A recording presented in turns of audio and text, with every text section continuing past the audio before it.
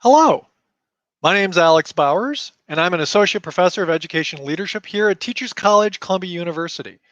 I would like to welcome everyone to the penultimate session of the Edmund W. Gordon Centennial Conference, the next 100 years of research, practice, and policy, where we want to be on learning, repurposing assessment for learning, and educational equity. As the second to last session, I would also like to remind attendees to please do join us for the final closing event following this session at 6 p.m. Eastern Time. For this session, we're looking forward to a very engaging set of speakers, and we hope to generate a lively discussion. So throughout the session, please do submit your questions for the panelists. So I would like to introduce our esteemed panelists next. First, Kina Arbuthnot is the Special Advisor to the President on COVID Response, Associate Vice President of Research and Economic Development, and the Joan Pender McManus Distinguished Professor of Education at Louisiana State University.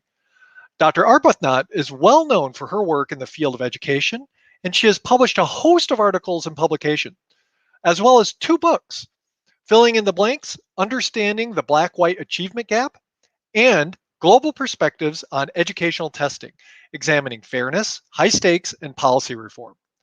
Welcome, Dr. Arbuthnot. Next, I'd like to welcome Dr. Randy Bennett. He is the Norman O. Fredrickson Chair in Assessment Innovation at Educational Testing Service. Dr. Bennett's work is focused on integrating advances in cognitive science, technology, and measurement to create assessment approaches that have a positive impact on teaching and learning. He is the past president of the International Association for Educational Assessment and the National Council on Measurement in Education, and for decades has nationally led both research and practice in innovations in summative and formative computer-based student performance assessments. Welcome, Dr. Bennett. Next, Dr. Howard Everson is a professor of educational psychology at the Graduate School City University of New York, and a senior research scientist at SRI International in Menlo Park, California.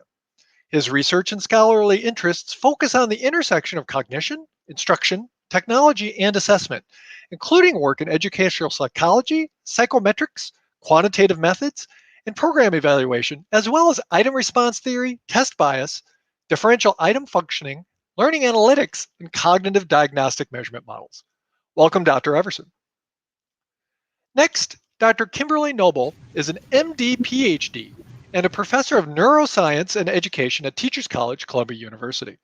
As a neuroscientist and board-certified pediatrician, she studies how socioeconomic inequality relates to children's cognitive and brain development.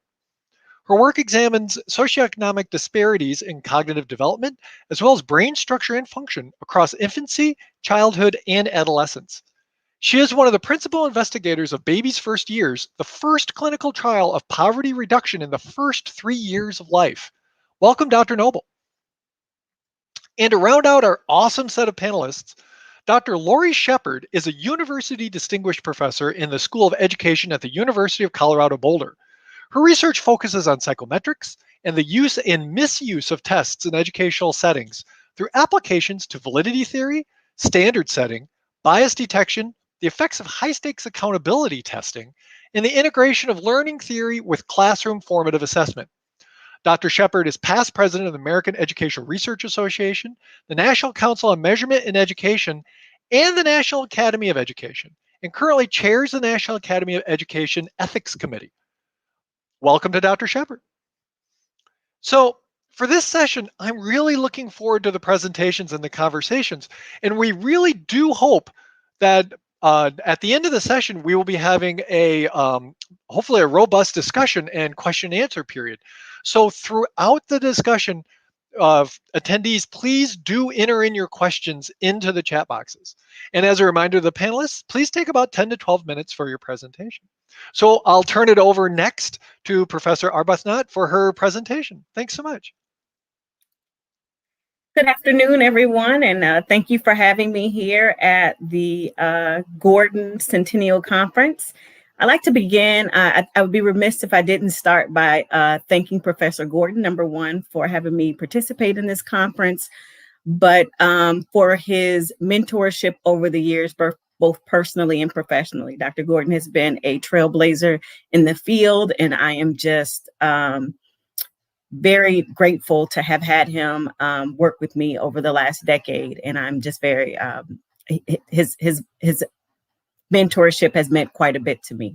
So to begin talking a little bit about the presentation, when I was asked to do this and reflect in terms of how to move forward, I wanted to go backwards a little bit and talk about what happened as a consequence of the Gordon Commission. So to give you a little context,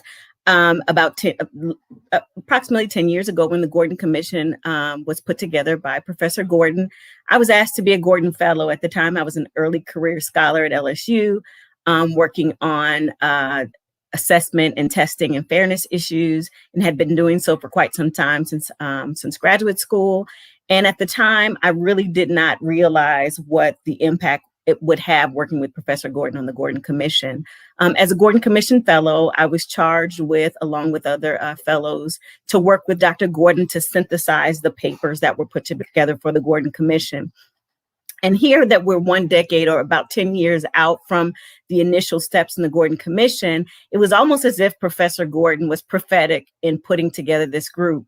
As many of you all know, you all have been scholars that either participated or at least read the papers that came from the Gordon Commission. But at that time period, Professor Gordon challenged a group of the assessment community and said, "What is the future of assessment?" And I think it was both timely back then, but 10 years out after we were in the midst of a pandemic, I definitely think there was something there that he knew that we did not. So moving forward, I want to talk a little bit about the effects of the Gordon Commission, what has came as an outgrowth of the Gordon Commission, talk a little bit about my research that I've done that looks at educational equity and differences, cultural differences, and approaches to assessment, and then end with where are we going next? What are our next steps in the midst of this pandemic? Next slide, please. So the Gordon Commission, my first question for this presentation, in which I have 3, is, what did the Gordon Commission help us to understand about the future of assessments? As I said, as a fellow at the time, I had the great pleasure of reading through every paper that came through the Gordon Commission before it was being published, and started to think through, and Professor Gordon charged the fellows with saying, let's synthesize the research that's coming in, and let's see what common threads that we see across papers as we look at these Gordon Commission papers. Next slide, please. So as I look back during that time, there were kind of 5 overarching kind of categories or information that I felt was very critical as a result of some of these papers. And many of the papers spoke on one or many of these areas. And one was shortening the feedback loop on assessments. Several of the writers with the Gordon Commission talked about shortening the feedback loop on assessments, which I thought was critical, and we'll talk about later in the presentation. The second was using new technologies to enhance assessment delivery and process. And back, 10 years ago, of course, we know what has happened since, and how technology has changed and morphed, and how we rely on technology even today doing a conference virtually. Third, utilizing multiple measures in assessment. I think that has been talked about for quite some time in the assessment community, but it kept coming up in a lot of the papers. Fourth was providing useful instructional data to teachers. And then lastly, understanding the cultural diversity amongst the different test taker groups.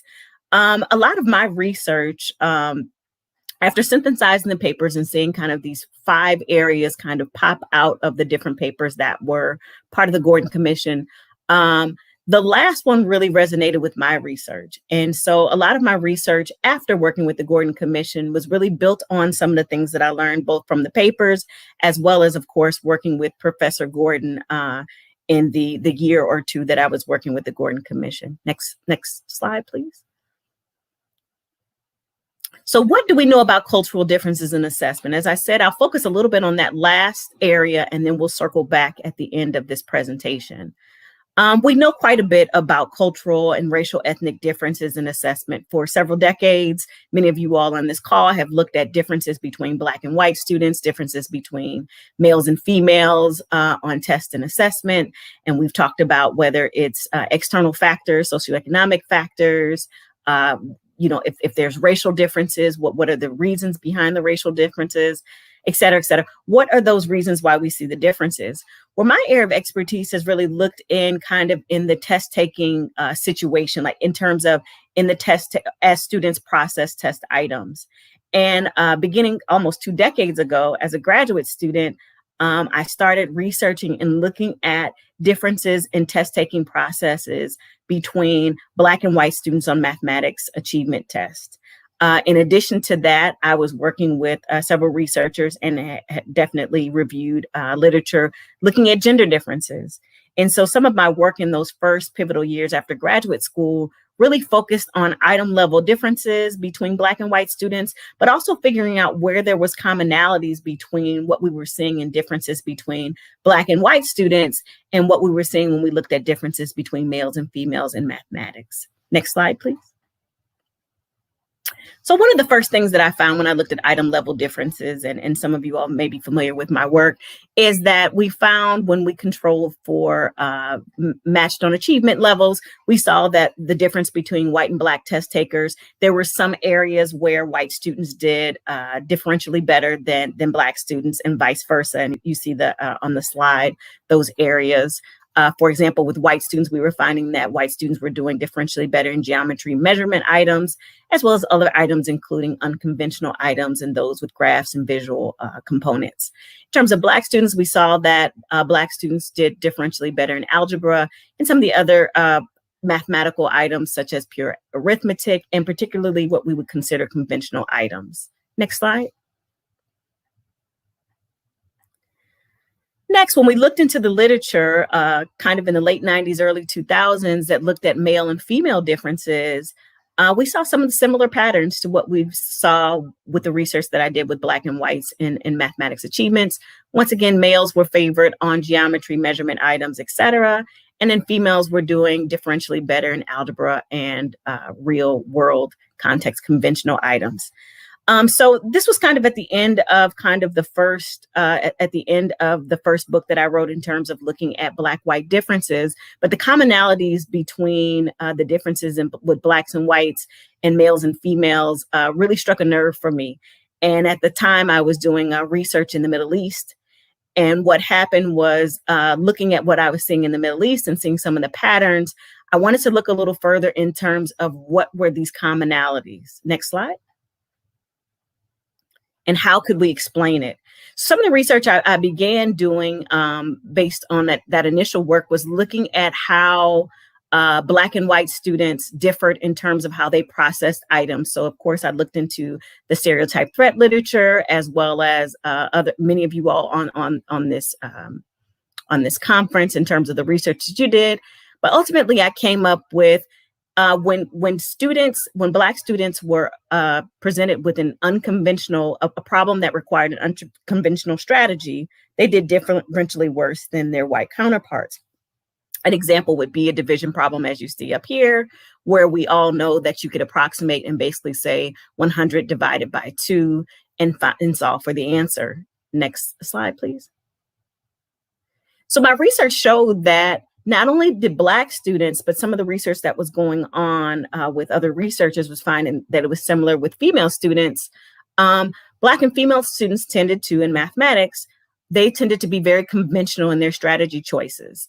With that example that I just showed you, most of those students went through the traditional way of solving, or the way in which their teacher taught them how to solve that division problem. As we all know, that would take quite a bit of time to solve that problem, whether you're in 4th grade or you're in higher education as myself. It would take a bit of time moving the decimal and solving the problem. And so from the transcripts from the Think Alouds, we found that this is what it looked like when Black students were solving these types of unconventional items using conventional strategies. Next slide, please. On the contrary, we found that white male test takers would actually use unconventional strategy choices and would do as many of us kind of saw with that question, would just basically say it's 100 divided by 2 and so forth, and then they'll solve for the answer.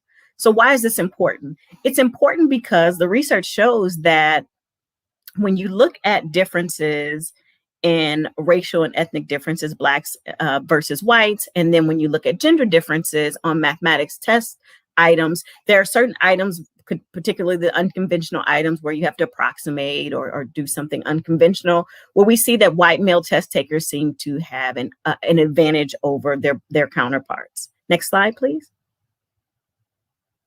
So ultimately, I began to make connections, and that was several years ago, with the right before the second book that I wrote, in terms of how do we make sense of Black test takers looking very similar to female test takers when we're talking about mathematics achievement, because basically, in essence, everything kind of mapped one to one. Next slide, please. So with the help of several researchers, some of which who are on here, delved into kind of the research in terms of cultural differences, and found that here in the United States, what we would consider a low context cultural group would be whites and males, and a high context cultural groups we would consider females, Blacks, Hispanics, Asian, Native Americans, etc. Basically our minority populations here in the States. When looking at that, I began to see, well, maybe, beyond race, beyond gender, maybe if we start looking at cultural differences, this will help us to understand differences a little bit better in terms of test taking. I took this notion and moved on and looked at low context versus high context cultural countries. So looking at countries that had different cultural contexts.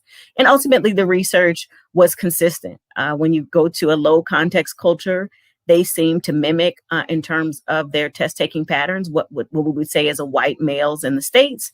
And then when we go to high context cultures, countries that considered high context culture, they would perform in mathematics items similar to what we would see with females in the States, as well as minority groups. So why is this important? It's important for several reasons here. Next slide, please.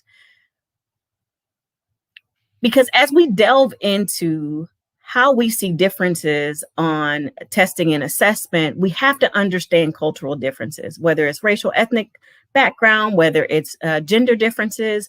We need to understand the way in which who someone is and where they come from, how that impacts the way in which they approach assessments, as well as the way in which they process test items. So the research came up with basically 5 different things. Number one is cultural background makes a difference in the way in which students take assessments. The second thing I came up with is different cultural groups perform differently in testing situations. Some of the research that I had showed that in a high stakes testing situation, Black students perform differently than when it was in a low stakes testing situation. And I think that that's similar to other research as well. High text cultural groups tend to be more conservative and solve problems in a conventional manner when they're presented with a testing situation. Fourth, low context cultural groups tend to be less conservative, and they can easily solve unconventional items in a testing situation. And then lastly, high context cultural groups tend to be more conservative and solve problems in a conventional manner, which is similar to what I said before. Ultimately, the research is saying that culture matters, and where we come from and who we are makes a difference. Next slide, please. And so the challenge is, with that information and armed with that information, what do we do about it? So if I go back to the Gordon Commission almost a decade ago, and the wisdom of Professor Gordon to bring together all the greats in assessment to say, what is the future of assessment? And as I talked about those 5 areas in terms of what I gleaned from all of the research papers, the question remains is, how is the assessment community going to move forward in terms of the future of assessments? Are they going to look the same as they have for the last several decades, or are we going to make some transitions? So now many of you may have read the NCME special edition with Professor Gordon and others who I'm sure are on this call, on this conference, about what are those next steps? What is the future of assessment? And one of the things that came out of the conference was, out of the Gordon Commission was, we need to put together a blueprint for the future of assessment. And it seems that the last 10 years with the vision of Professor Gordon, as well as his tenacity to keep this conversation moving, is that we've kept it in the forefront, whether it was at NCME, AERA, CREA. We've talked about this and discussed the future of assessment. But I think we're right now, and I wrote this in the NCME article, is that we're at a critical juncture. The pandemic has changed absolutely everything in K-12 and higher education as it relates to teaching and learning. But I think it also has has made us more responsive in terms of what are the needs to help us improve teaching and learning in many different ways. And I think what we thought we were putting together for the future of assessment 10 years ago is really critical right now here, dealing with the pandemic. Many of us, we're in the midst of the pandemic, but at some point we'll be post-pandemic. And I think that we have to challenge ourselves to think about, what does that look like for us moving forward? And what does that mean for the assessment community? So I'll end back with the same slide I started with, which is what came out of the Gordon Commission, is what are those things that we need to do and think through now that we have a very culturally diverse group of students, as well as students that differ on socioeconomic status. As after this year, we've figured out students that differ in terms of the way in which they learn and understand information, whether it's through a virtual format or in person. And the need for assessments to respond to that is incredibly critical right now. I can only imagine what teachers are thinking in terms of coming back to the fall, and how some of the things that we've discussed over the last 10 years with assessment in terms of how the future of assessment will respond to 2021. And I just think that it was very timely and almost prophetic from Professor Gordon. Number one, shortening the feedback loop on assessments. I can imagine K-12 teachers right now would love to have feedback as quickly as possible. Utilizing technologies that we have now, using multiple measures, not only classroom assessments, but other assessments to help us understand teaching and learning. Giving useful instructional data to teachers to help them teach and improve teaching next year as they begin to welcome back their students after a very critical year. And then lastly, where my real passion and research is understanding cultural diversity amongst the different test taker groups, and understanding how do we teach and help students learn, and also in the same vein, assess students that come from different cultural groups. Thank you for your time. What an awesome presentation. These issues, I think, are so relevant that you bring up not only the specifics of the answer strategies that you're able to see across the high context and low context cultures, but the wealth of knowledge for assessment from the Gordon Commission, Kina, is, and the being able to build out this blueprint for assessment. I think it's just gonna, this was a fabulous presentation. I'm looking forward to being able to bring back these issues in the Q&A as we come to the end of this session. So thank you, Dr. Arbuthnot, and let's call up Randy Bennett from ETS next. Dr. Bennett, take it away.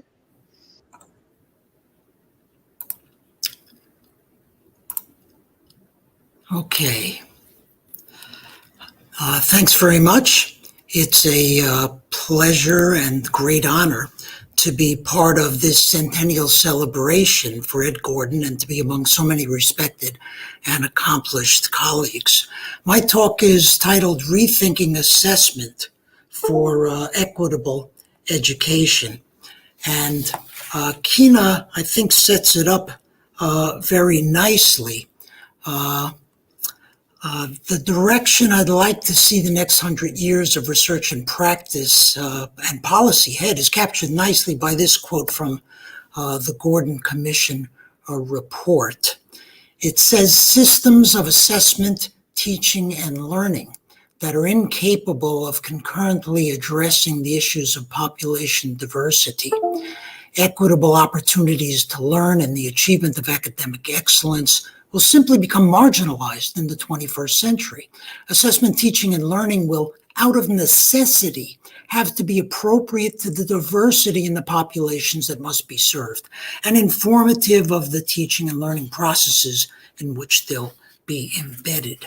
That incredibly prescient quote poses a significant challenge for an education system like ours, which depends so heavily on standardized tests, because standardized tests bring with them the sociocultural influences of those who create them, those who design them, those who write the items, those who score the performance tasks, and those who analyze and interpret the results, which may not necessarily align with the sociocultural backgrounds of all students. When misalignment occurs, we have several options. We can try to change the test by creating an experience that's more attuned to students' sociocultural backgrounds. Or we can try to change the students by familiarizing them with the tools, the knowledge representations, and the sociocultural characteristics of the test. And/or we can change our interpretation of results for the individuals or groups for which misalignment exists. We have tended to take the second approach, that is trying to change the students. But as the Gordon Commission implied, our focus going forward really ought to concentrate more on changing the assessment and on moderating our interpretation of results. Take a look at the racial, ethnic, and SES demographics of the U.S. public school population as of 2017-18 school year. It's incredibly diverse, a lot more so than I expect many Americans realize. Can we construct an assessment system that not only accounts for, but that values this incredible diversity? Can we design assessment to promote equity by building on the cultural knowledge and identity that diverse students bring to school? We know how to make assessments that are born accessible, that are suited to the wide variety of needs special kids bring to school.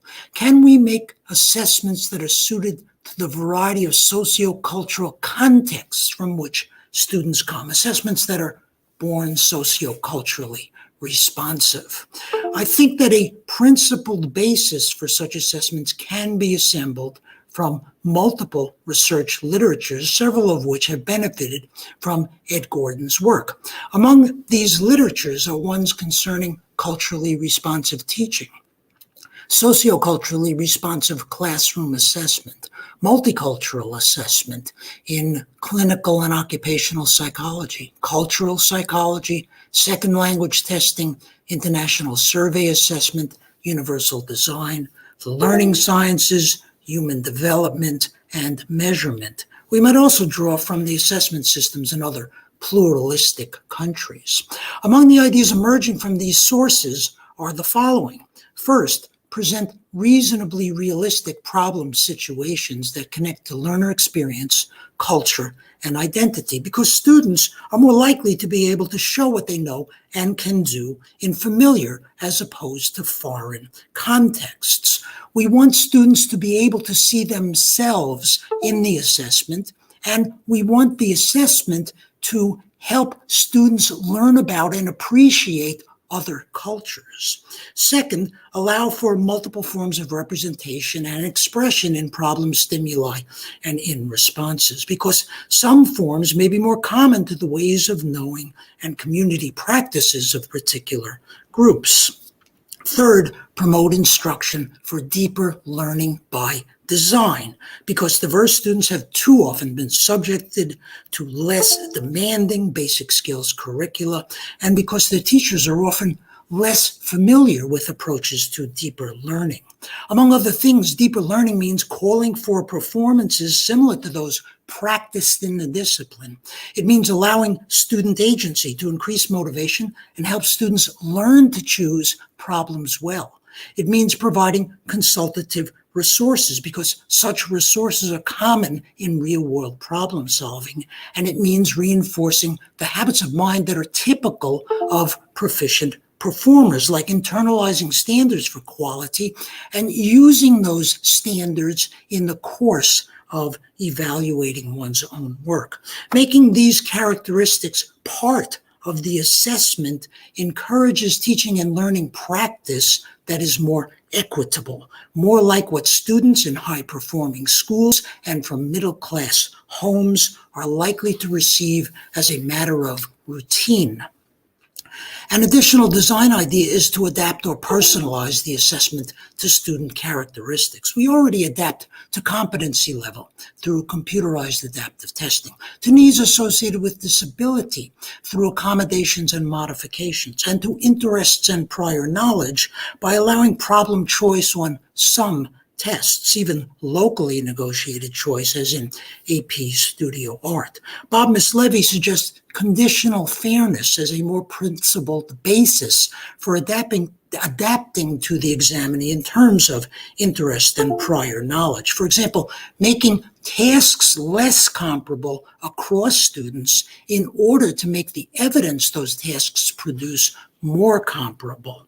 In other words, standardization in the way it's been traditionally conceived and applied may not be as necessary as we have tended to believe, a point that Steve Cerisi, I think Bob Mislevy, and also Neil Kingston made as well.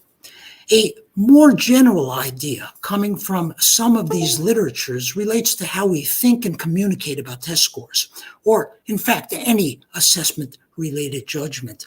There is a long history in the U.S. of interpreting test scores as indicators of personal characteristics, starting with trait interpretations or behavioral consistencies across tasks, time, and situations. These consistencies were connected to presumed characteristics like achievement or intelligence, the latter for too long a time conceived as inherited, immutable, and unequally distributed across population groups. Construct interpretations later added more elaborated theory to trait conceptualizations, minus the ill-conceived and ill-intentioned eugenics.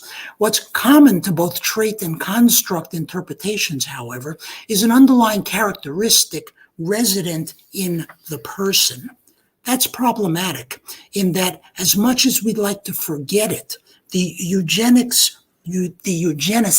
residue of the founders of our field lingers. It lingers because test design and content don't obviously value diversity, because substantial racial, ethnic, and SES score differences persist, because those differences materially affect people's life chances, and because, however unintentionally, we use language that personalizes those differences.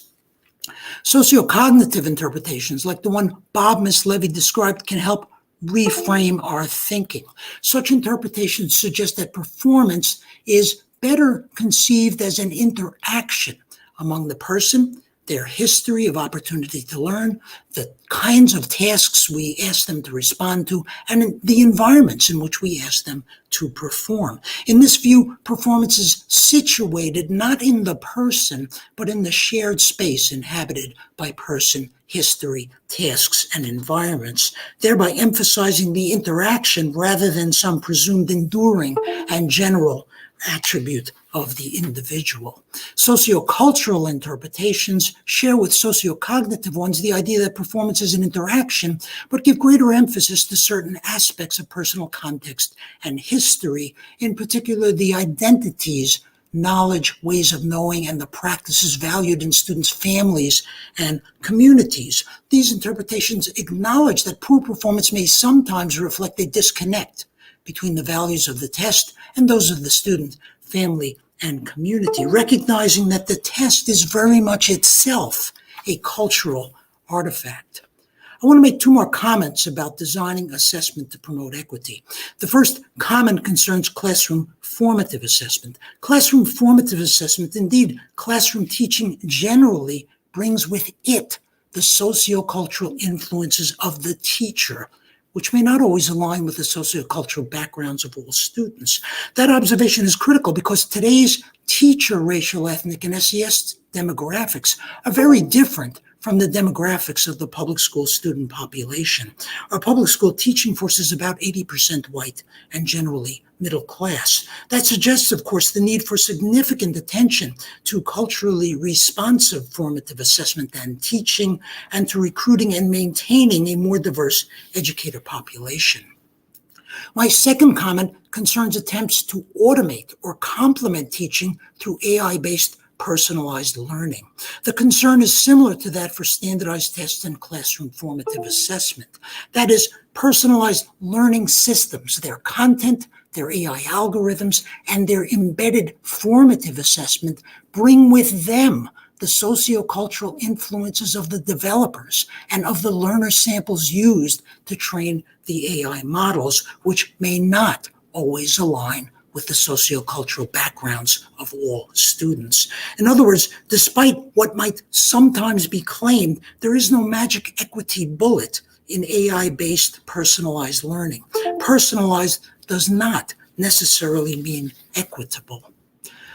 To summarize, I'd like to see research, practice, and policy take us toward a future in which assessment functions to promote equitable education by building on and adapting to the cultural knowledge and identity that diverse students bring to school, by allowing for multiple ways of knowing and expression, by encouraging deeper learning, and by foregrounding performance as an interaction rather than a personal characteristic.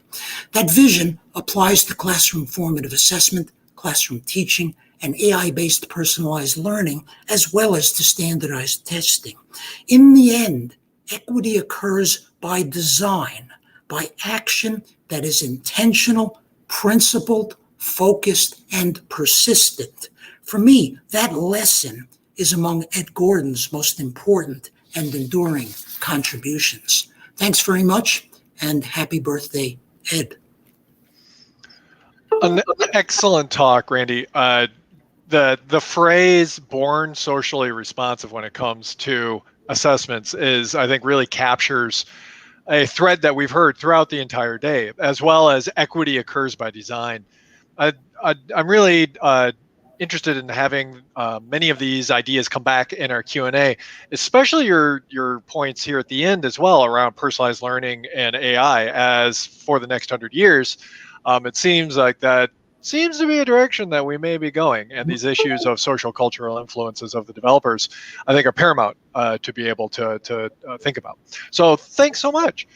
Next, I'd like to turn it over to Dr. Howard Everson.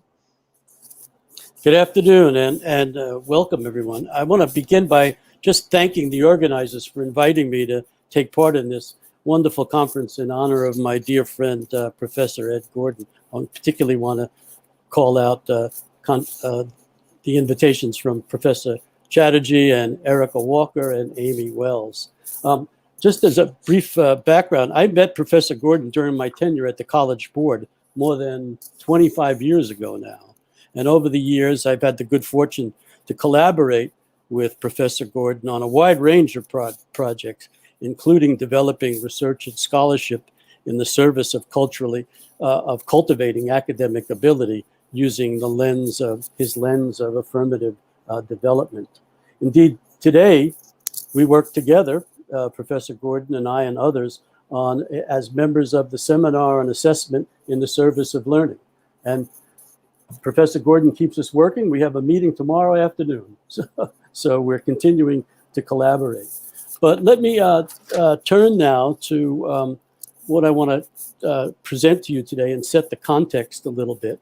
I'm working on a project with a number of others, many of them who are participating in this conference today, including Jim Pellegrino and others, and on what we're calling developing instructionally embedded next generation science assessments. Now, I've characterized this as a wicked design problem, and I'll tell you why in a minute. Can we advance the slide? Okay, so over the past 3 or 4 years or so, 2 to 3 years, maybe more accurate, many states are adopting new science standards based on the next generation science standards documents that were published back in, I think, 2017 or 18. And these are assessment standards that reflect a deep understanding of the cross-cutting ideas and the disciplinary core ideas and the science and engineering practices that make for understanding science deeply. This embedding assessments that will do the work of determining whether our instruction is effective or not is what I'm calling a wicked design problem. It's complex. The design problem is complex because we have to deal not only with the design of the assessment modules and units, but also the curriculum units and the instructional materials that are associated and developed and used in the curriculum and instructional settings. We're dealing with a number of states in this project. Many of them have a varied form of adoption to the standards. And so It's not likely that a one-size-fits-all solution to assessment, in this case, will be workable. So here in this talk, I'll describe a bit about the multi-state effort and how we're going about it. We call the project the SIPS project because it stands for Stackable, Instructionally Embedded, Portable Science Assessment Tasks. And they're designed to help the states meet the needs for not only instructionally supportive, but also to inform their large-scale science assessments, which many of the states are in the process of developing right now. Next slide, please. So we're funded by the U.S. Department of Education in a competitive grant in late December of 2020. It was announced in September. We were funded at late December. It's a 3-year timeline. It's a collaborative partnership that includes 8 states, 6 organizations, and 6 professional organizations, and a 10 expert panel advising us. Nebraska is the grantee and the lead state. The other states include Alaska, you can read them here, Alabama, New York, Mexico, South Carolina, and Wyoming. So we have a real variety of not only geographic locations, but a variety of approaches to setting science standards and approaches to teaching and learning. The next slide. So this slide is just a quickie. I'll just go through this. This is the group of organizations that are working together on this project, including Jim Pellegrino and his team at the UIC Learning Sciences Research, Ellen Fort and her group at EdCount, myself and Daisy Rutstein from SRI, and Dan Lewis is part of the project from Creative Measurement Solutions. Next slide. And here's just another example of set it up of how sort of broad scope this is and the number of partners and collaborators involved in the project. We can go to the next slide. So this, our proposal to the U.S. Department of Education was inspired by the NRC report on giving precedence to classroom assessment. We share a common assessment design philosophy grounded in the assessment triangle, and I'll show you a slide that instantiates that was developed by Jim Pellegrino and his colleagues back right at the turn of the 21st century, excuse me. So we're trying to apply a common assessment design approach based on principal assessment design methods, and we're looking at beginning with deep analyses of the target domains. We've got, we're trying to contribute to the work by having the states and others explicate their theory of action of using work that was developed under the project. And we would aim to provide ample proof of concept, evidence in support of proof of concept that we can actually technically and otherwise embed meaningful and high quality assessments into instruction. Next slide. So these are just the project goals. We're creating a bank of instructionally embedded science tasks aligned with actionable performance scales and performance standards. Build capacity on the ground for the states and local educators. We'll have more than 40 educators drawn from these 8 states helping us work as collaborators and co-designers on not only the assessment tasks, but also the approaches to instruction, to the design and delivery and implementation of curriculum and instructional methods, and to engage educators and students and partners and parents across these states to help us with the development of these highly integrated materials. Next slide. So it's just an example of one of the reasons why this is a wicked design program. This is the well-known and widely distributed understanding of assessment as a process of reasoning from evidence.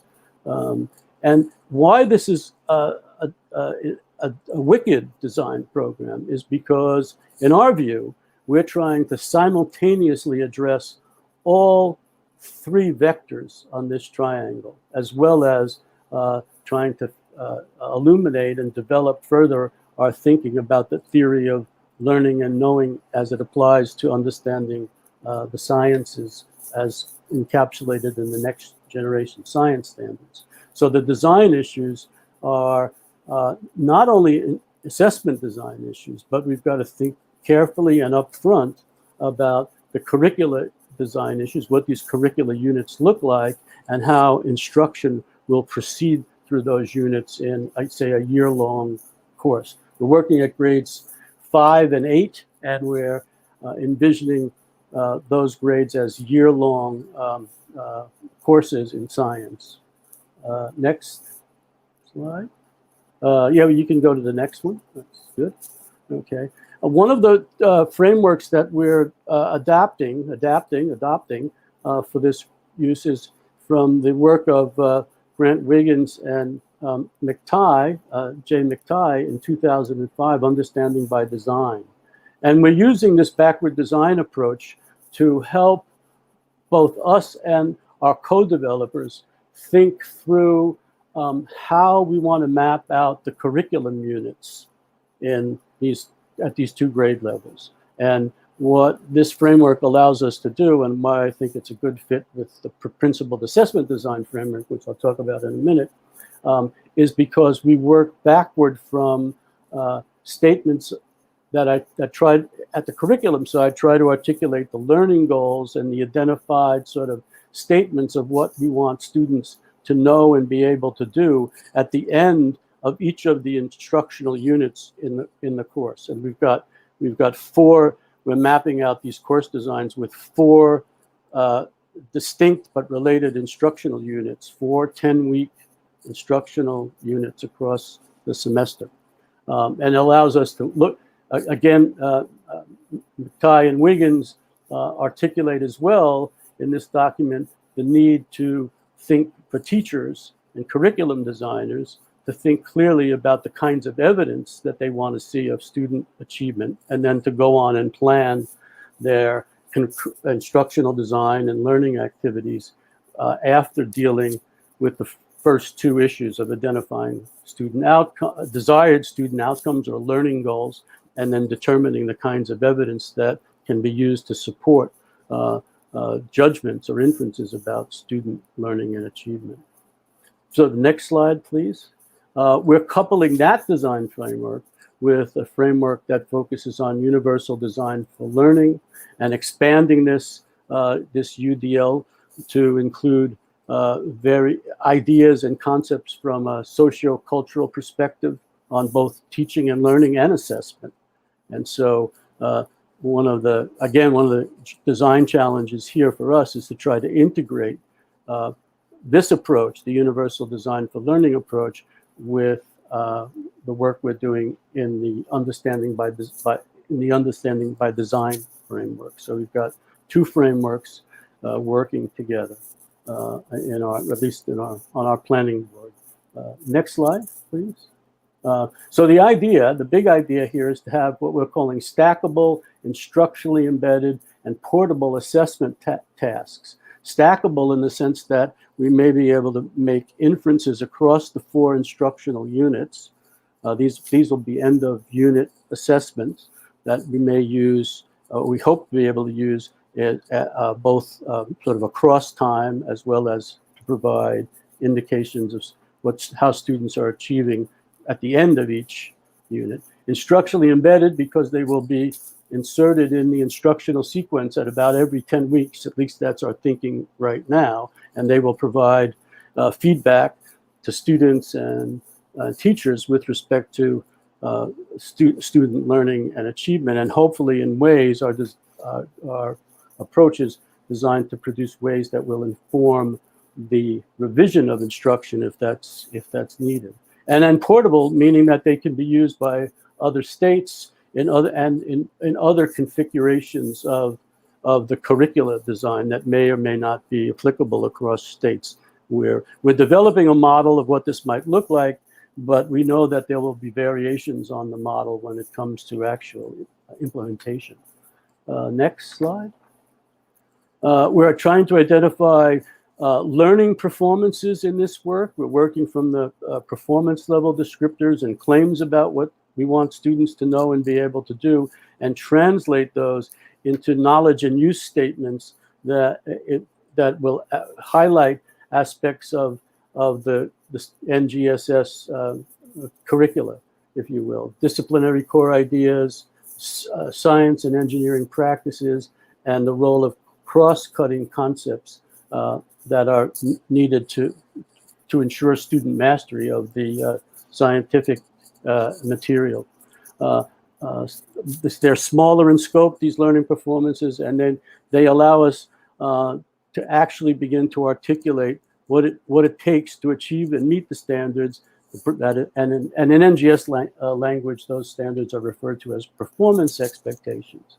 And these learning performances allow us to talk both to the folks designing the curriculum about what it is we're trying to achieve clearly and explicitly, and specifying what we mean by knowledge and use. And they also allow us to begin to, they also allow us to inform the assessment design of the end of unit tasks that we're designing, and to identify the measurement targets for those assessment tasks. Next slide. The two prior frameworks I talked about, the understanding by design and the universal design for learning, are integrated. We're trying to integrate them and working on ways to integrate them right now with our approach for principled assessment design, identifying the knowledge and skills and abilities. This is the issue sort of, if you think about it, as throughout that curriculum, instruction, and assessment triangle. What are those? Can we identify them? Can we agree on them, reach consensus on them? What student products can provide evidence of learning, both in the classroom and on assessments? And what tasks or situations should elicit those evidences and products that that teachers can work with, teachers can score, and will have score points on a range of student abilities. Next slide. Just as a further iteration of the principled assessment design approach, I think many of you are familiar with this one, so in the interest of time, I won't revisit it. But I'll just to say that it is the integration of these three design frameworks that makes this what I call a wicked design problem. And also the fact that once we develop these and integrate them, we are likely going to have to adapt them to the various contexts and situations in the different states. Next slide. With respect to the end of unit assessment tasks, we're trying to, we will build them and design them in such a way that they establish an actionable performance scale, because we want to be able to we want to help the teachers and others make inferences about student performance periodically. In some ways, think of them as sort of interim assessments. They're likely to occur roughly once every 10 weeks, or whenever the teachers work their way through the full set of each instructional unit. And we'll be developing those performance scale terms and statements about performance based on our understanding of the learning performances, the measurement targets, and whether we can put those on some scale that implies a learning progression over time. Again, this is part of the wicked nature of this design challenge. Next slide, please. So we just started this project. You can skip through all the three. There's, I think, three. We just started this project. Really, we just kicked off much of our work in late December and early January. So we're still in the very early stages. We're working to develop the theories of action, the claims and measurement targets, and performance level descriptors that we need to articulate early on in the first phase of the project. I think shortly, probably after the summer, we have teachers coming in this summer to work with us and to advise us on the feasibility of this approach. And we'll be working with the teachers and with our collaborators here to develop 2 year-long model courses, one, as I said earlier, one in grade 5 and one in grade 8, aligned to the NGSS thematic or topic bundles. We'll have end-of-unit assessments, 4 of them in each grade. We'll have helping to develop a bank of instructionally embedded assessments that teachers can use themselves at a more, in a more on-the-spot way, in a more way that they feel will help them with their instruction as they move along. And then we'll be working with the virtual assessment design workshop with participating educators starting this summer in our partner states. And the final phase in year 3 will be piloting the study of the instructional units and trying to validate those instructional units and instructional methods that we've developed over time. So there'll be a serious pilot study to attempt to provide some validity information on the end of unit instructional tasks and the scaling methods that we've developed. Next. So that wraps it up. Now I went through it rather briefly and quickly. So if there's any questions, we can handle them at the end. I just want to, like what my good colleague Randy said, I think this is time to thank Ed Gordon for all the contributions he's made and to wish the good professor a happy birthday. Thank you. Howard, thanks so much. What a cool project that you're launching in the middle of a pandemic, which that's a different conference. But like, given like Professor Gordon's, that he's made these points that learning and assessments should cultivate reasoning ability, perspective, and judgment in both the students and the teachers. Like this idea of stackable, instructionally embedded assessments that are portable rather than standardized, giving that adaptability piece, I think is just super exciting. And I'm excited to come back to a broader discussion in the Q&A. So thanks so much. So next, I'd like to turn it over to Dr. Kim Noble. Thank you so much, Alex, and thank you so much to the organizers for the invitation to be here today. It's really quite a pleasure, and although I haven't had the privilege to meet Dr. Gordon, certainly his work has been a huge influence, and I hope I have the privilege of meeting him in the future. So today we're going to be switching gears a bit. Next slide. And I'm going to tell you that as a neuroscientist, our core canon really centers in part on the fact that early experience helps to shape children's brain development. And the brain is arguably most plastic or malleable to experience early in childhood. Now, of course, a child's experience varies tremendously as a function of his or her family's social and economic circumstance. And so we can use social and economic factors as a lens through which to better understand brain plasticity. Next slide, please. So in short, as a neuroscientist, I study how poverty relates to children's brain development. So taking a step back, how do we define poverty? Well, in the United States, it's defined as a lack of economic resources needed to attain a minimal standard of living. And the federal poverty rate in the United States differs according to family size and composition, meaning the number of adults and children in the home. So currently, a family with 2 adults and 2 children has a poverty threshold set of just over $26,000. And despite the fact that it's quite difficult to raise a family of 4 on that amount, especially in a high cost of living area like where I'm sitting now in New York City, poverty is nonetheless quite prevalent. Next slide, please. So you can see here, based on recent numbers, current rates of poverty are hovering at around 17% for children in the United States, which is well above the average for all American individuals at around 11%. Next slide, please. And that's important because, as we've heard through several speakers today, we know that socioeconomic disadvantage is strongly associated with a number of important cognitive developmental outcomes. things like achievement test scores, grade retention, literacy, IQ, and school graduation rates, to name a few. Next slide, please.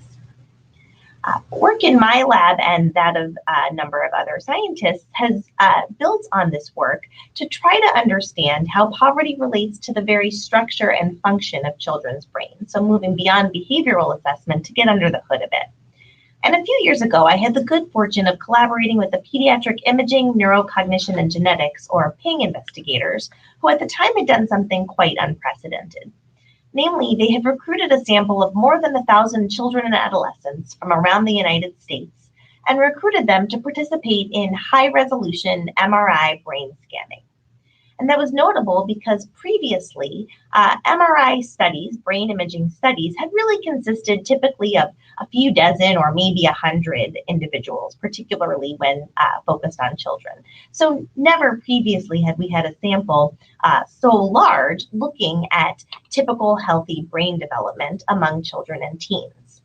And now the PING study initially set out to ask questions simply about what normal brain development looked like in childhood and adolescence. So, on average, how does a 3-year-old's brain look different from a teenager's brain? We were able to capitalize, though, on the fact that these 1,000+ children and teens were recruited from very socioeconomically diverse homes. And so we were able to ask, to what extent do family socioeconomic factors like parents' educational attainment or family income relate to the structure of children's brains? And we were particularly interested in one aspect of brain structure, namely the surface area of the cerebral cortex, or the thin outer layer of cells on the outer surface of the brain that does most of the cognitive heavy lifting. And that's because past work by other scientists has suggested that in many cases, a larger cortical surface area is often associated with higher achievement. Now, to orient you to these pictures, for those of you not used to looking at brains, this is an average of the MRI scans of these 1,000+ children and teens. The figure on the left is the lateral or side surface of the brain. To the left of the figure is the front of the brain. To the right is the back. To the figure on the right of your screen, that's a figure taken straight down the middle or medial surface of the brain. Again, toward the left is the front of the brain, and toward the right is the back of the brain. Next slide, please. And so here, every point you see in color is a point where higher family income was associated with a larger cortical surface area. So you can see that this link between family income and brain structure is seen across most of the surface of the brain. But this relationship wasn't uniform across the entire surface of the brain. So the areas shown in yellow are those regions where the link between family income and children's brain structure was particularly pronounced.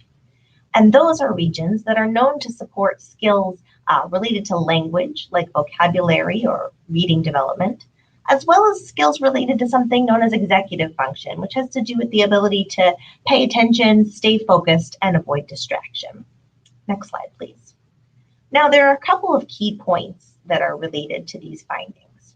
Number one, this association between family income and children's brain structure was strongest among the most disadvantaged children.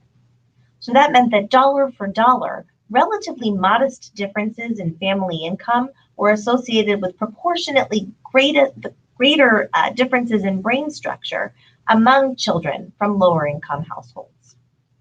And the second point, this one is really key, there was tremendous variability from one child to the next, by which I mean that yes, on average, across this large sample of children and adolescents, higher family income tended to be associated with a larger cortical surface area among the youth, but there was quite a bit of variability. So there were plenty of children from higher income homes with smaller cortical surfaces, plenty of children from lower income homes with larger cortical surfaces.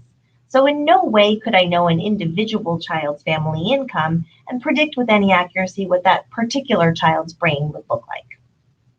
Next slide, please. Now, work by my social science colleagues has suggested that relatively modest differences in family income are often associated with substantial differences in children's outcomes. For example, just a $4,000 difference in annual family income between the prenatal year and age 2 has been associated with improved cognitive development, increased adult earnings when those children grow up, increased time spent in the labor force when those children grow up, and even some evidence for improved adult health. But that work, as well as the brain findings I just show you, are all strictly correlational. So we can say that growing up in poverty is associated with these differences, but we can't know for sure whether poverty is causing these differences. And so it's really time to move past correlation to ask whether there are causal links between poverty and children's outcomes. And that's really the basis for the study I'm going to tell you about, which is the Baby's First Years study. So Baby's First Years is the first randomized controlled trial of poverty reduction in early childhood. The premise is pretty simple. Back in 2018, we recruited 1,000 low-income mothers who had just given birth in 4 metropolitan areas around the United States. So we recruited them into the study within a day or two of them giving birth right there on the labor and delivery floors of the hospital. Now, upon enrolling in the study, all mothers were told that they would receive a monthly unconditional cash gift that they were free to spend however they like. But importantly, the mothers were randomized into one of 2 groups. The high cash gift group receives $333 a month, which amounts to $4,000 a year, and the low cash gift group receives $20 a month, which amounts to $240 a year. So that difference in annual income is equivalent to the amount I just told you has been associated with improvements in children's outcomes. So all mothers receive this cash on a debit card that comes preloaded in the hospital and that automatically reloads every month for the first several years of their children's lives. We recently completed the age 1 visits and are actually in the middle of following up with the families as their children are turning 2. To date, we've put about $4 million into the pockets of the mothers from low-income backgrounds in our study. And in this way, we're really going to be able to assess the causal impact of poverty reduction on early childhood cognitive and emotional and brain development. Next slide. So how do we think these increased economic resources are likely to have cascading effects on family life and child development? So there are 2 main pathways we're hypothesizing. The first we're calling the increased investment pathway. And that's the idea that with greater economic resources, moms are more likely to be able to afford things like books and toys, perhaps higher quality childcare or better housing in safer neighborhoods.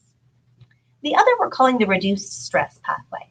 And that's the idea that if moms are less worried about how they're going to pay their monthly rent check or keep the lights on, they're more likely to be able to engage with their children in the kinds of warm and sensitive ways that we know are so important for child development. Now, while those 2 pathways are what we are expecting to be sort of the active levers, and we're carefully measuring those pathways, chances are the way money trickles through families may be somewhat different from one family to the next. And so while we're measuring those pathways on the way, our ultimate outcomes of interest really center on child development. Next slide, please. So with apologies for the busy slide, this sort of walks you through where we are. We recruited the families over the course of 1 year, beginning in the spring of 2018. We then followed up with the families in their homes as their children were turning 1, initially with both a survey of the moms to understand family life, as well as direct observation of parent-child interactions, a measure of maternal stress hormone, and a measure of infant brain activity right there in their homes. Of course, last March, along with the rest of the world, we were faced with the pandemic and we were no longer able to travel into the families' homes, but we did pivot quite quickly and were able to continue collecting survey information by phone. We've continued with phone-based survey data collection as the children turn 2, and will continue to do so as children turn 3. Initially, our plans at the start of the study had been to have the culminating wave of data collection be when the children turned 3. Our plans were to bring the families into our university labs to conduct a state-of-the-art assessment of child development at that point. Due to the pandemic, we went back to our funders who very generously agreed to extend the cash payments an additional year so that we could postpone that culminating wave of data collection until children start to turn 4 in the summer of 2022. Next slide, please. So while I won't be able to go over all of our early findings that we're seeing in the space of this talk, I did want to just tell you a little bit about what we're seeing in terms of the expenditures, how moms are actually using the money. So when moms have given us permission, which about 90-95% of them have done so, we're actually able to track their transactions, where and how they spend the money. So you can see that the largest expenditures occur at ATMs, as one might imagine. One point I like to make is that on average, out of the $4,000 a year that mothers in the high cash gift group are allotted, only about $15 are spent at tobacco or liquor stores. And indeed, we're seeing no increased expenditures for tobacco, alcohol, or other drugs, which is a common stereotype that we're faced with. In fact, we actually have the moms in the high cash gift group report spending more on child-focused expenditures like books and toys. And so we're in the process of analyzing and writing up those data for publication, and we'll be following up the families over the next several years as well. Next slide, please.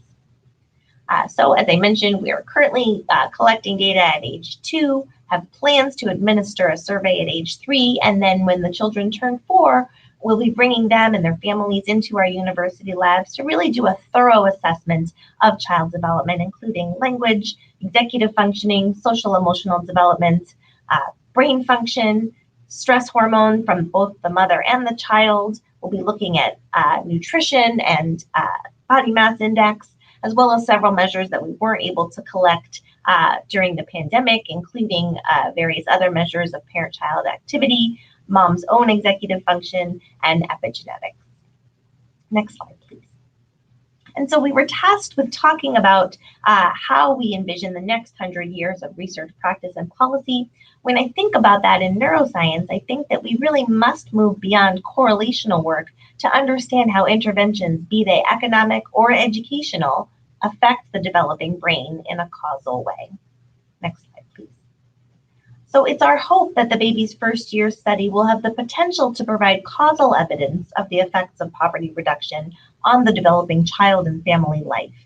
Now, it's clear that the policy landscape has changed dramatically in the course of the passage of the American Rescue Plan, but it's our hope that our study will be able to inform debates on the generosity or cuts both to existing safety net programs as well as new programs involving tax refunds and the recently passed child allowance.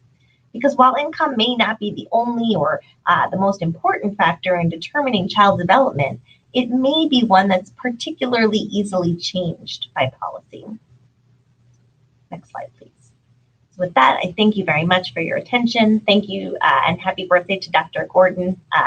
Thank you for your tremendous contributions to the field. Many thanks to our team and funders and for your attention, and I look forward to taking your questions in the Q&A. Kim, it's just such a fabulous study. And maybe this is actually a session on adapting to the pandemic for research. And, Professor Gordon started us off yesterday. He even mentioned, his interest and work around the conversation, nature and nurture. And here you are, able to actually look inside people's brains and really start to get at the heart of the matter in this idea and issue of getting at causes over just correlation. It's fabulous, and I'm really hopeful we can come back to this topic during the Q&A. So thank you so much. Thank you. So next, I'd like to turn it over to our final speaker, the awesome Dr. Lori Shepard. Thank you. I appreciate so much being here. I want to thank Professor Gordon for the invitation. I wanted to pass muster and appreciate you including me in this illustrious group over 2 days. Thanks to Madhabi, to Amy, and to Erica. I'm very grateful to be a part of this conversation. My title today is Assessment Practices to Foster Relationships, Insights, and Student Agency. And the cognitive academic part of this is insights. But I want it understood that we don't have that as separate. And these young people, I will say something more about in my hopes for the future. They are students at Fannie Lou Hamer Freedom High School in the Bronx. I had the honor of working with their principal during COVID, so it was all remote. Jeff Palladino, I'm so grateful for what I learned up close about the assessment work that they do, and I'll say something more about that. Next slide. So I took as my text for today this particular article, Professor Gordon's, from 1995 in the Journal of Negro Education, and want to just point to these elements that he called out in asking us to think about curriculum embedded assessments and student portfolios. This is in 1995, so it anticipates some of the interconnectedness that, 5 years later is called out in Knowing What Students Know. There should be no separation between teaching, learning, and assessment. Things like record keeping and criticizing and evaluating and exhibiting, showing what you know, and receiving feedback. These things Professor Gordon saw as enabling and not as diminishment. So they don't have to have a deficit perspective if they're engaged in a way that supports learning. This way of thinking of the two things, assessment and instruction, as completely intertwined means there's not a contest over time. You use the opportunities of an instructional activity to observe and to assess. And similarly, a so-called assessment is instructive. You engage in real tasks and projects. Next slide. And Ed, I looked for you in a sweater because when I got the invitation, it had you in a tie. I just didn't think that was quite like my experiences with you had been. So I found this. And these are additional points from that same article in 1995, that these teaching, learning, and assessment tasks must be diverse in their representations, in the contents, in the context, and in the reference. That is further supplying meaning to the authenticity of tasks. We need to be flexible, however, in our timing of these teaching, learning, and assessment tasks, and allowing for multiple entry points so that there's no harm if you aren't at a certain point at a certain time. We are cultivating multiplicity in perspectives of exposure and expression, but we require that you do the intellectual work of comparison and justification.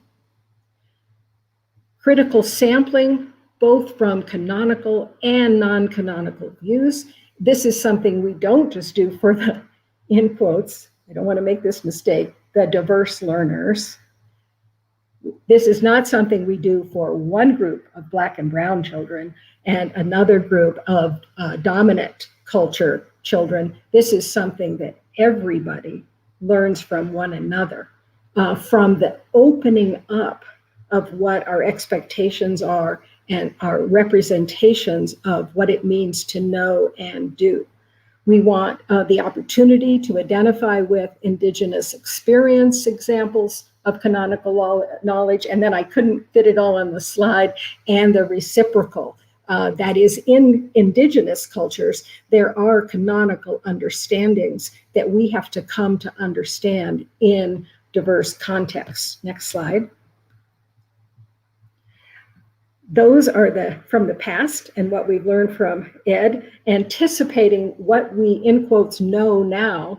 And so I have just 3 slides here to talk about the sort of the Bible, how people learn too, that summarizes where we are now with a sociocultural perspective that you've already heard talked about a lot. So I'll point to the understanding of an asset model that supports children in connecting academic goals to learning outside of school, and just this theme over and over again about the authenticity and meanings from context, instead of, when we're thinking specifically about assessment, the decontextualization that so harms our abilities to understand and to participate.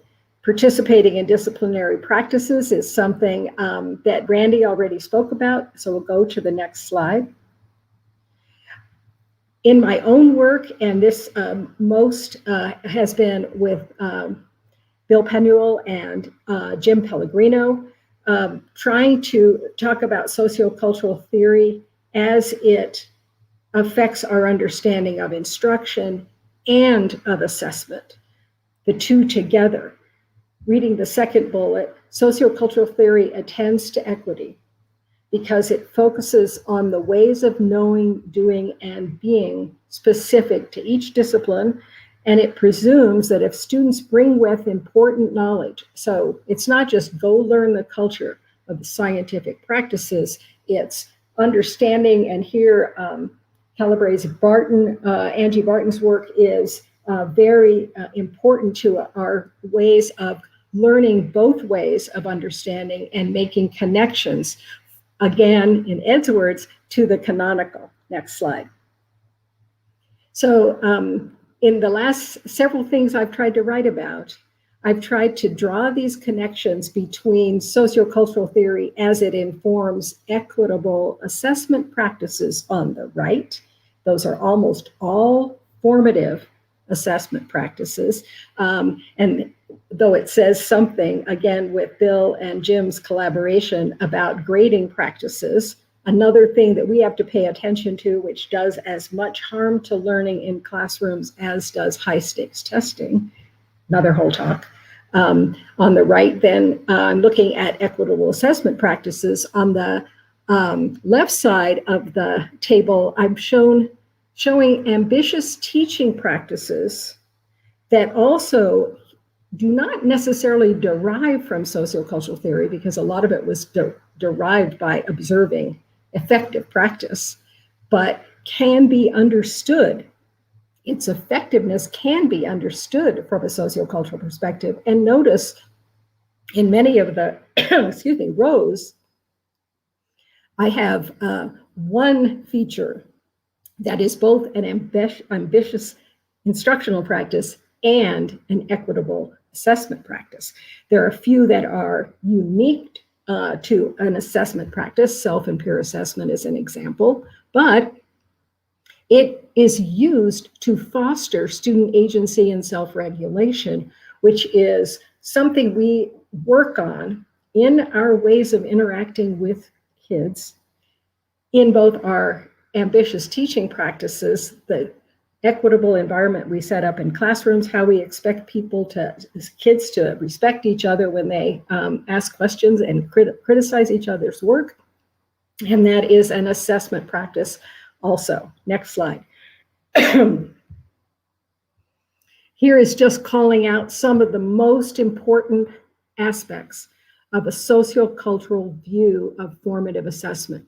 Formative assessment questions and practices should provide qualitative insights. So I listen closely to all the talks, and every time they want to score it, a question I ask is, why do you need a score? And then I'm listening. Oh, yes, if you're going to aggregate data to report at the state level, I'm prepared to talk about how we have to score things. But if you're just talking about giving feedback to students about how to improve their work, that is almost always better if you have a qualitative understanding of the features of their work that need to be worked on next. So at least I want to challenge my colleagues to think less about always scoring. And the last bullet I have there, a productive assessment culture keeps the focus on learning instead of point systems, instead of infinite campus and parents checking in. It is representations of what they know using authentic tasks. And again, Professor Gordon was very clear about what this looked like when he was writing, most recently about that point in 1995. Next slide. Next slide.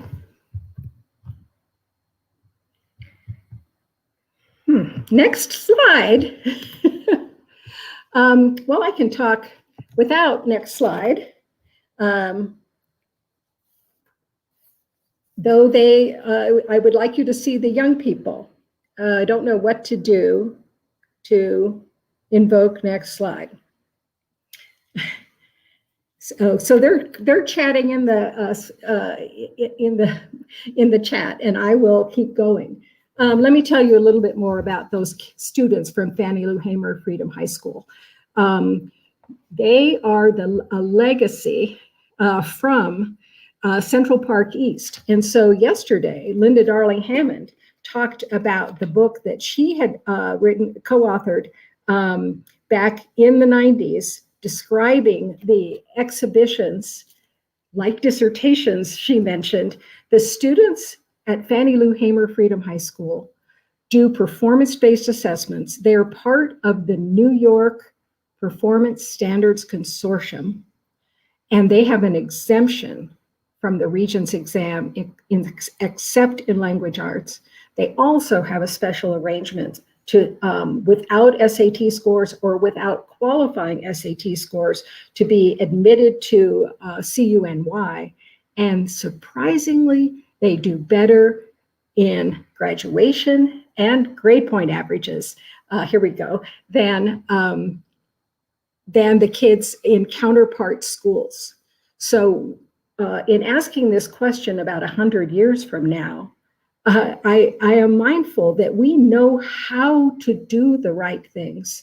But that is why in my next slide, go ahead, you can see that what I think we most need to do is make space for the kinds of things that we know are effective, the kinds of things that Howard's project exemplifies are not yet possible in deep ways because of the juggernaut of standardized accountability testing. So some of you know that 20 years ago, I made a talk about Darth Vader versus Luke Skywalker as the difference between the enemy of standardized testing and what at that time formative assessment research could do.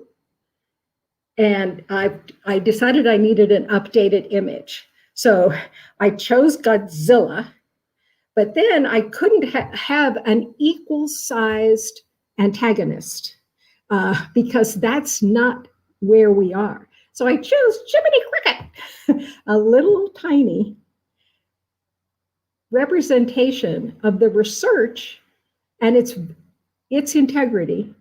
It's important. If we can let it become victorious over Godzilla, and that means not having another round of reauthorization like ESSA that seemed to be changing but didn't. The more you require uniformity and high consequence accountability, the more you will prevent the bottom-up differences. So I think it's terrible that we have so much math and reading and have driven out science and social studies and art and PE and writing. So we have a New York Times article, for example, that is surprised that there might be discriminatory impacts of writing exams. Well, absolutely, because we've been forcing kids in the poorest schools to be taught to practice multiple choice tests. That's what the testing industry is doing, and that's what the accountability pressures are doing. Wouldn't it be amazing if we opened up opportunities for kids to learn to write? Because it's not going on in certain kinds of schools. And that's an equity argument that I would like people to think about and understand. Next slide.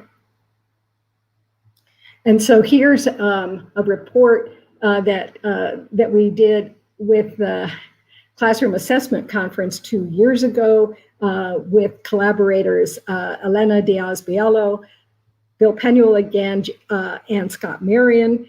And we talked about the idea of districts having the opportunity to invest in professional development around curricular activity systems. This country has not invested in curriculum in decades. And that kind of substantive resource is needed, with the understanding that then it is further adapted to the funds of knowledge in local classrooms. Sampling is a technique that could be used for state tests to get them off the backs of the so repeated reading and math, nothing else but reading and math, and multiple choice renditions of that subject matter. So I chose kind of a short timeline. I think we're at a turning point. I think we have the capacity to make a difference if we convince people to have something other than uniformity and top-down accountability in the next ESEA. Thank you.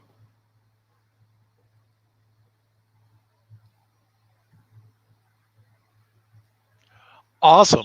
Lori, the overlap of ambitious instructional practices and equitable assessment practices, I think, is key, especially given, as you then, I think, so well talked through, the idea that formative assessment is socially culturally embedded. And I love this idea and this question of, are we at a turning point?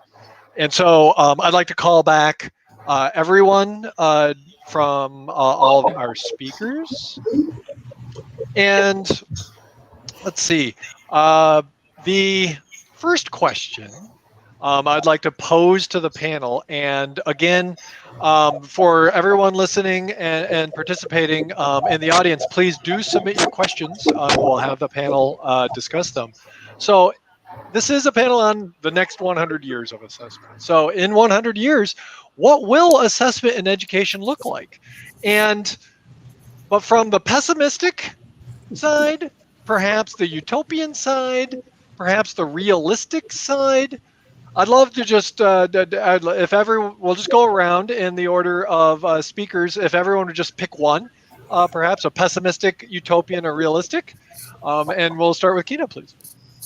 I think I would err on the side of being more realistic.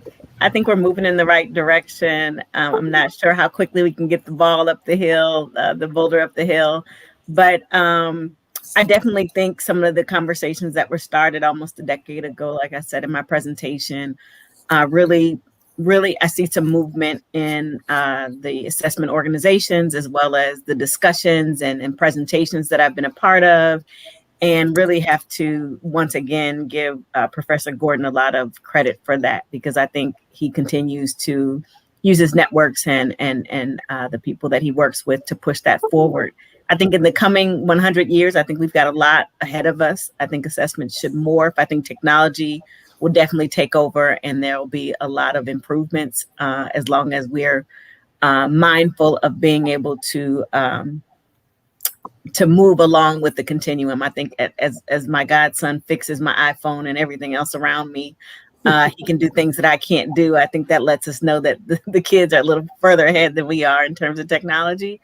And I think when we start to meld the two together, I think we have something that we really can. Excellent. That can be useful. Randy? I think it was Arthur C. Clarke that said we're far too optimistic in our short-term projections and far too pessimistic about our longer-term ones. In terms of a pessimistic long-term projection, that would be that technology has a greater influence than principles around learning and equity, and that we end up with a future that's more technology-driven than we might like. And the optimistic projection is that we're able to put principles first, principles around equity, principles around learning and development, some of the ideas that Lori suggested and some of the ideas that were in the other presentations, that thereby guided the use of technology and the development of technology to achieve outcomes that were beneficial for all learners. Excellent. Howard? Yeah, I agree with my colleague Randy. I mean, I'm sort of an optimistic realist in this arena, because like Randy and others on this panel, I've been fighting this battle for a long time. Randy might remember our Transition 2000 attempts back about 30 years ago to change the SAT. So I think we're at a space, and I'm more optimistic than ever, actually, because I believe the measurement community is in a space now where they have both the tools, the frameworks, and some of the methods to begin to address this problem of bringing curriculum, instruction, and assessment closer together. And I think wisely, many of us are turning away from the collaborating closely with or working with the large-scale standardized assessment groups, because they've got, until the laws changed, as Laurie suggested, they've got a deeply invested situation on their hands, business-wise. And I spent a lot of years at the College Board and ETS, so I understand the business very, very well. And so. But I think the openings for us are in all those opportunities closer to instruction. I love the work that Laurie described at Fannie Lou Hamer School. I mean, it's just fabulous to see. And I think I'm optimistic about technology. However, we, the measurement community, have to have conversations with colleagues in Silicon Valley, because those folks are running fast out there, and they're going to do their thing with or without us. So if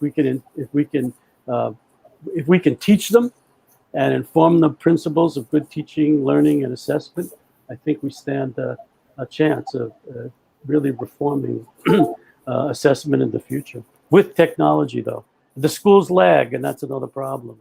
Is the society is lagging in that sense. But I want to remain optimistic. I don't have that many more years left. I got to stay optimistic. Awesome. Kim, pessimistic, utopian, realistic?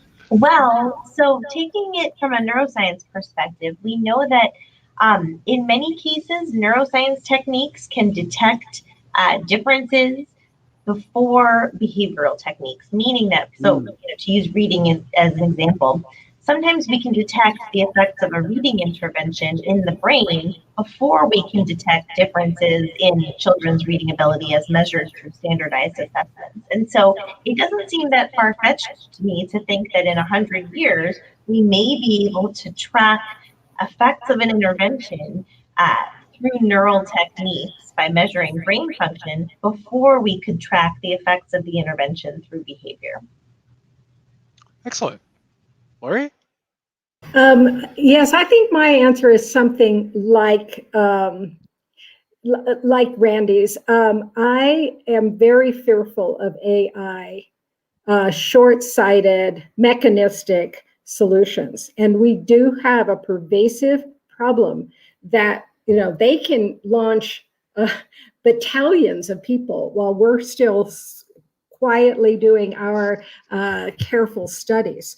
The New York Times article again, the example of the algorithms that are being used to score essays have mostly quantitative ingredients that don't make for good writing in the long run. And just because those algorithms are better than the average rater does not mean, and this study should actually be done, if each student is taught by a thoughtful, careful, paying attention, not unreliable by measurement standards rater, will they all get to be better writers, than if they're a randomized group? And I would actually think this would be unethical, was trained to get better to the mechanical scoring.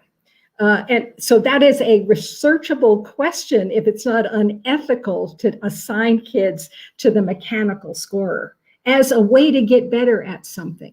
And so I think that a lot of, actually, Randy, we should have a whole conversation about your talk, because I felt like sometimes I was agreeing with you or not, depending on whether is he talking about large scale or classroom. And so that's another admonition to our field, is when you say what we can do with sociocultural theory and assessment, you need to stand in whether you're talking about classrooms, and then I understand what you're describing, or are you talking about large scale assessment? And then, yes, there are affordances that we can do in that context, but they're not the same. That's right. They have to be connected, but they're very different. Well, let's stay with that for just a second, and then I know we have another audience question coming in. But very quickly before we go on, so Randy, do you want to speak to that issue of large scale versus Yeah, well, classroom? Lori's absolutely right. One question, I think, for the field of large scale assessment is, what can we learn from socioculturally oriented classroom assessment that can be imported in useful ways? And how can we change large scale assessment in ways that are more socioculturally responsive? So I think there are things we can learn. I think there are things we can do. But I think Lori's absolutely right that it isn't going to be the same, and we need to be on the lookout for unintended negative side effects in doing that. Excellent. Okay, let's go next to audience question. And for everybody in the audience, we are going until the bottom of the hour, so please do continue to submit questions. So from Carol Lee, for Dr. Noble, how does your study address the principle of malleability in brain development and the possible validity challenges of the measures you use? Sure, and I will just apologize in advance if we hear an echo, which I don't hear now, which is good. I don't know why my computer seems to be doing that intermittently. So in terms of malleability, well, it's really a direct test of that, right? Because we are changing children's experience in a randomized controlled trial design and then testing the extent to which that change in experience causes change in brain development. So it's really quite straightforward. And of course, our hypothesis is that the families who are randomized to receive the greater economic resources are going to have more demonstrable changes in their children's brain development as a result. Could you just flash the question back up again, please? Thank you. So in terms of the validity challenges of the measures that we use, that's a real problem, right? And so we think about it very carefully in terms of the cultural and socioeconomic norms for the different behavioral measures. One very nice thing about getting a bit under the hood or under the skin to assess hormonal measures or brain measures is that they're really subject to a lot fewer of those possible validity challenges. And so, you know, certainly both aspects of assessment are very important, but I think we can move past that problem a bit when we start looking at biological or neurobiological assessment. Quick follow-up on this. So, Kim, the family funding that will come through from the pandemic relief bill that the IRS is going to pay per family, that's getting close to the $4,000. So there's multiple aspects of that. That's right. So the American Rescue Plan, the recently passed American Rescue Plan, is really quite close to that. So it's $3,600 per year for children under 6 and $3,000 per year for children over 6. And that's actually per child, right? So our study, we're only giving the money around the target child, not for siblings, whereas families with siblings could actually be getting quite a bit more. And so it's, you know, certainly something we're going to measure how that layers on to the economic losses and job losses, and of course health concerns in the face of the pandemic. It's really quite difficult to predict, but we are going to be measuring it carefully. Likewise, you know, with any new federal program, there are certain to be glitches. So to what extent will there be uptake, you know, remains to be seen. Of course, we all hope that families, both in our study and without, get all of the benefits that they're entitled to. But I think there's likely to be glitches, particularly among families who don't already have bank accounts or already pay taxes. So it's a bit in the weeds, but essentially the new legislation made the child tax credit fully refundable, meaning that even if families don't earn enough historically to have had to pay taxes, they'll benefit from this new legislation. And so that means that families who didn't file taxes previously will have to go through some steps to get the new benefit. And so again, the extent to which we see full uptake remains to be seen. What a fascinating study. Good luck. Mhm. So and we started off this entire session with Kina really focusing, I think, in excellent ways and talking through her deep experience with the Gordon Commission report and reading through all the different pieces. And so I'd like us to talk about, do we need a new Gordon Commission for perhaps the 22nd century? So a large number of people who are born now in Kim's study will live into the 22nd century. So given that this session is about the next 100 years of assessments, how should assessments adapt to the needs of the coming second half of this 21st century and then the early 22nd century, given Ed Gordon's focus on educative assessments? So Kina, I'd love to start with you on this question. I think you make a good point. And I think to my point a little bit about in terms of what's happened over the last decade, I think people have shifted and there seems to be a little more camaraderie around some of these issues. And as you see on this panel, as well as others, that people have been coming together kind of under this, under kind of the umbrella of the Gordon Commission. So I definitely believe that we should definitely move forward in trying to think through what the next 100 years looks like. I think we really need to focus on the next 5 right now. Quite frankly, but long term, yes, I think in the long term, I think it'll be great to have more of these conversations. And it seems like with our national organizations, that's happening. So that's a good thing on our end, I think. Excellent. Others? Oh, Randy, you're muted. Oh, I'm sorry. We're still very far from realizing the vision of the existing Gordon Commission report. And, my concern is that it will take us several decades to realize that vision. So I'm happy focusing on achieving and realizing that vision as opposed to concentrating more on trying to develop a new one. Yeah, I'll say something about that same thing, Randy. We're on the same wavelength, except that I have a very personal story to say. I wrote to Ed and said, thank you for this invitation because, recently, although maybe 10 years ago, seems recent to me, we quarreled about him being so nice to policy leaders, making the thoughtful recommendations and not mistrusting them. And I mistrust how people for their own interests are pursuing what I think are destructive policies. So we only quarreled about his niceness.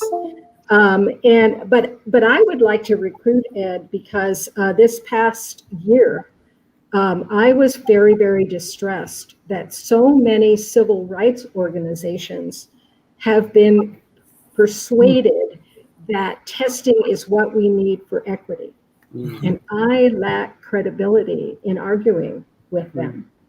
And I believe that when I say we need a different view from policy leaders, from the leaders in the Senate Education Committee, from the leaders in the House Education Committee, who are listening to civil rights groups and believe that accountability testing ensures equity. That is a fight that we are going to have, to Kina's point, in the next 5 years to win or lose. That will make a difference as to the direction, because a pessimist would say, gee, these test products that are being sold, be administered every 6 weeks to kids in schools, and the lowest performing schools the most, look a lot like the test from 100 years ago. They're all multiple choice. They look the same. So if you want to be a pessimist, you would say 100 years from now, it's going to be the same. So I'm looking for some help in making the political arguments to let the research shine through. Yeah, I'm sensitive to what you're saying because I realized that also, that part of the political press for keeping the current accountability regime the same was coming from some civil rights organizations. Many, actually. And I think many. And I think what they're saying, uh, what I'm hearing is we need data. And I think they're construing standardized assessments as the necessary data to answer the questions they need answered. And, their concern is a legitimate one. They want to know at the school building level whether all kids are being educated effectively, right? That's a legitimate question. And really, the task for us is to help them understand how to answer that question in a more responsible way. Well, can I just respond to that? Please. Because this very issue, Laurie, came up in I mentioned at the beginning of my talk, we have a weekly seminar with Ed, about 7 or 8 of us, including Richard Duran, Manhabi, and a number of others. Really distinct. I don't know why I'm in it. There's a distinguished group of people. Anyway, this very issue came up of responding in writing to the statement that was made by this very large and formidable collection of civil rights organizations. Yes. Right? We wrote a letter, Ed filed it. It happened to fall between secretaries because the timing of that was just really bad when they decided that. But my larger point is a real fundamental misunderstanding of the nature of the inferences and data, the data and inferences we will have from this crazy ass sample. This is a crazy sample, right? This is not it's a convenient sample in the larger sense, but and only some states are doing it.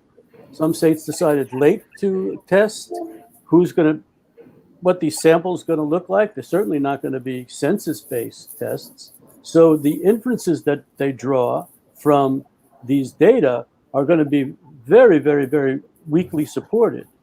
And it's going to be even a harder battle for us to try to explain that, because it's not just the standardized testing, it's the sample problem that gets invoked in a situation like this. So it's going to get very hairy, I think, with various interpretations from the right and left about what the data mean. So you're talking specifically about the invalidity of changes in participation rates in this spring's testing being a particular instance, but the equity claims about accountability testing shaped NCLB. They shaped tiny changes in ESSA, and they are still afoot, as you see, very strongly held. And so it's hard to who's got the higher ground in claims about equity matter. That's right. Yeah. Because of what kind of system gets installed. So I think this is going in a really great direction. And I want to go back to something that, Kina, you said during your talk, is that in drawing on Ed Gordon's work, you said we need a blueprint for assessment. We need a blueprint for assessment. And yet we've heard already from this panel that not only is there a lot of consternation around where we're at with assessment, but maybe we already have it with the Gordon Commission report as it is. We haven't finished that work yet, and what if we did? And so, if you want, can you speak to this issue as we think about where we are here as we're approaching the middle of the 21st century? Who knew that 21st century skills would be knowing how to do Zoom? Like, where was that paper in 1999? But to talk about this idea of, do we need a new blueprint for assessment? Do we have the blueprint? And like to Laurie's point, maybe the policymakers aren't hearing it, and maybe we're doing it in some places, like in Debbie Meyer's schools, perhaps, or is there something new here that we need to build together, and that we can pull together people Yeah, where do you think? I think I would start in terms of that space. I know Luis Gomez came up with the idea at the end of the Gordon Commission. He kind of ended it with that question: well, what is the blueprint moving forward? And I know Professor Gordon, over the last decade, when we have discussions or talk about it, that comes up quite a bit. What is it kind of on the practical side? I definitely think we're moving toward that, but I think that there's some questions in terms of, do we have a comprehensive plan in terms of moving forward? I mean, based on the research you all are doing and others, of course, we're moving in that direction. But I still think, I think another panelist has spoke about this earlier in terms of, we're still trying to flesh out from the first commission, and I'm not sure we're ready for that next wave just yet. But I think to continue those conversations and move forward, and really to put pen to paper and say, this is what we feel like as a community moving forward, what those things should be. I mean, there was some synthesis across the papers, but of course there was some divergence too in terms of what people were thinking, what the future would look like. And I think there's a point maybe a decade later to say, what do we think now that we're 10 years out from what we put together, and what can we take, and what do we need to move, where do we need to move in different directions? And I think that would just be a compliment instead of saying a new kind of plan. Others?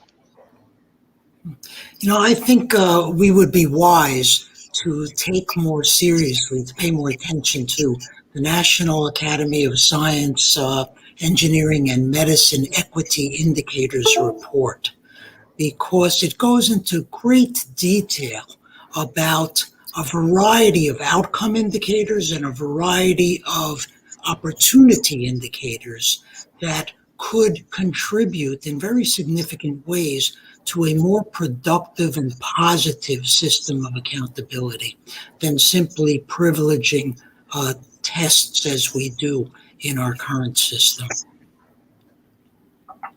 That's a report that's well worth looking at for people that are not familiar with it. Others? I mean, Lori, you got Godzilla on your. I know. I talked too much. So I was trying to wait let others have a chance to speak. Yes, that is a great example, Randy, of opening up and attending to the point of reciprocity in systems. Requiring students to bear the burden, and teachers to document that we have under-resourced schools, is adding harm. It's not serving equity. And documenting lack of opportunity in other ways that more directly speak to who is not being served could, I think, if we pursue it, be one of the answers for civil rights groups who say, well, we need the data. They need the data to persuade people to pay attention and to reallocate in response to fairness and need. Excellent. Any other thoughts from the panel before we close? Just to thank each of you for your great contributions, great presentations, and Alex for a wonderful moderation. Of course. Well, this has been a fabulous session, and thank you all. As this session comes to an end, please join us at the closing session where Dr. Gordon is scheduled to speak, which should start at 6 p.m. Eastern Time. You can find the access link on the conference website. And everyone who's listening in now, please do feel free to join us for the final closing ceremony. It should be awesome. And thank you again, everyone on the panel. This was fabulous. Thanks so much. Thank you, Alex. Thank you, everyone. Happy birthday, Ed. Happy birthday, yeah. Happy birthday.